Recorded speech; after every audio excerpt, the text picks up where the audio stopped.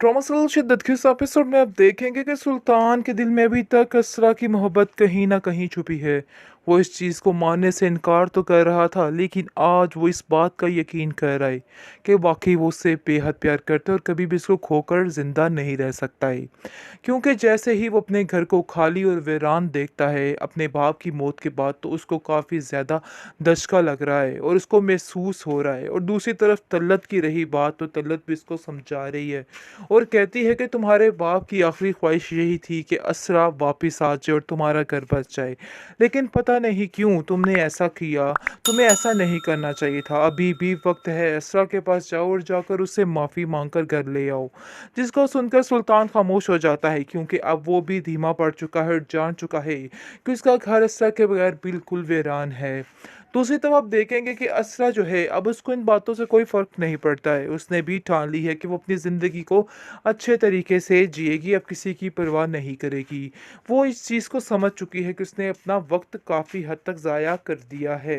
खैर, अब देखेंगे कि तलत जो है सुल्तान को समझाने की कोशिशों में मगन है और कह रही है कि तुम्हें अब अपने घर को खुद संभालना है। बस मैं तुमसे इतना ही कहना चाहती हूँ कि अपने आप को ठीक कर लो। अभी भी वक्त है, सब कुछ ठीक हो सकता है, सब कुछ संभल सकता है।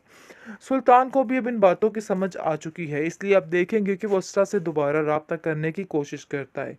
जैसे ही उसे बात करता है, असरा उससे राब्ता ख़त्म कर देती है और कहती है कि आइंदा से कभी भी कॉल करने की ज़रूरत नहीं है। साफ साफ उसको कह देती है और कहती है कि आइंदा से कभी भी ऐसी कोशिश मत करना। लेकिन आप देखेंगे कि असरा उसको ये भी कहती है कि ये मत समझना कि ये सब कुछ इसरार की वजह से हो रहा है, ऐसा वैसा कुछ भी नहीं है। सब कुछ ठीक हो जाएगा, कोई परेशानी वाली, कोई दिक्कत वाली बात नहीं है। इसलिए इन सब बातों की टेंशन बिल्कुल भी नहीं लेनी है। इसलिए वो उसको कह रही है कि तुम भी अपने रास्ते खेल चलो, मैं तमाशा भी थोड़ा अपने रास्ते। है जो हर वक्त किसी ना किसी के हाथों खेला जाए। आगे से वो कहती है कि नहीं, सुल्तान ने जो करना था कर लिया, अब मजीद किसी के साथ मैं खेल तमाशा करने वाली नहीं और ना ही कोई ऐसी हरकत करने वाली हूँ। खैर, अब देखेंगे कि सार उसको समझाने की कोशिश कर रहा है, उसको कह रहा है कि जिंदगी खेल तमाशा वाकई नहीं है।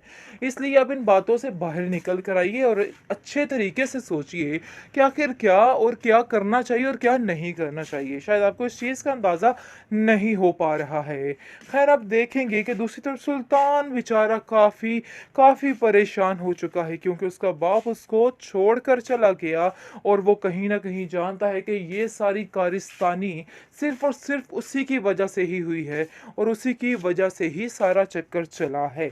इस चीज़ का अंदाज़ा उसको बाखूबी हो चुका है।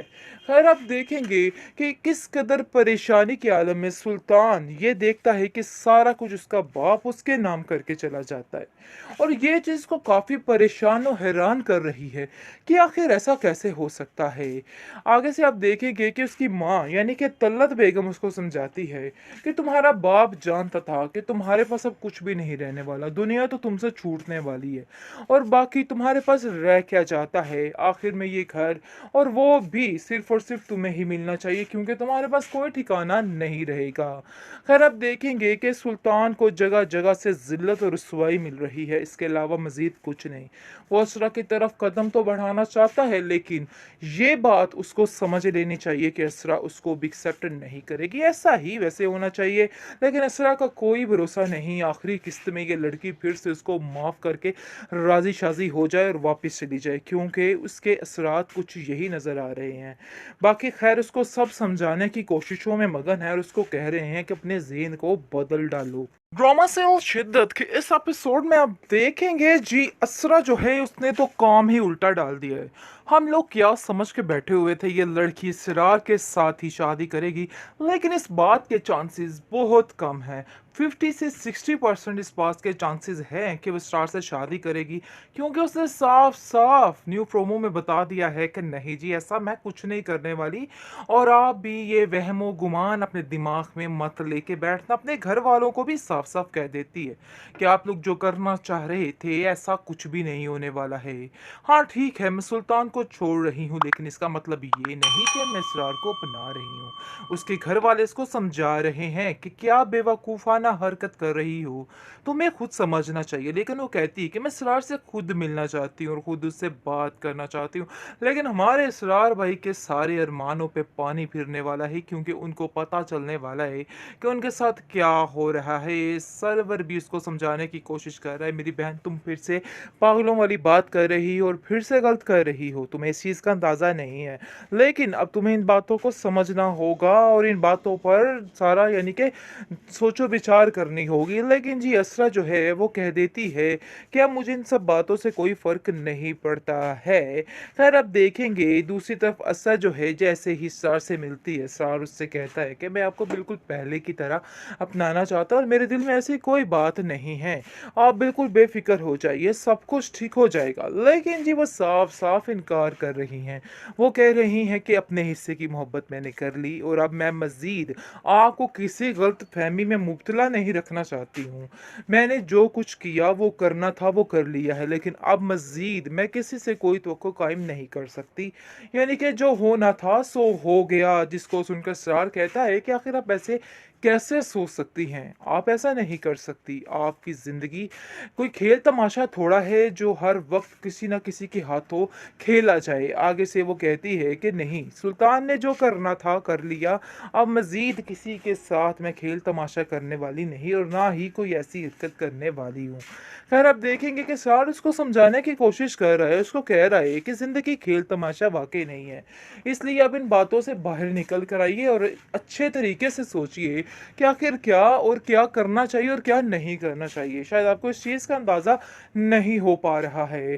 ख़ैर अब देखेंगे कि दूसरी तरफ सुल्तान बेचारा काफ़ी परेशान हो चुका है क्योंकि उसका बाप उसको छोड़कर चला गया और वो कहीं न कहीं जानता है कि ये सारी कारिस्तानी सिर्फ़ और सिर्फ़ उसी की वजह से ही हुई है और उसी की वजह से ही सारा चक्कर चला है।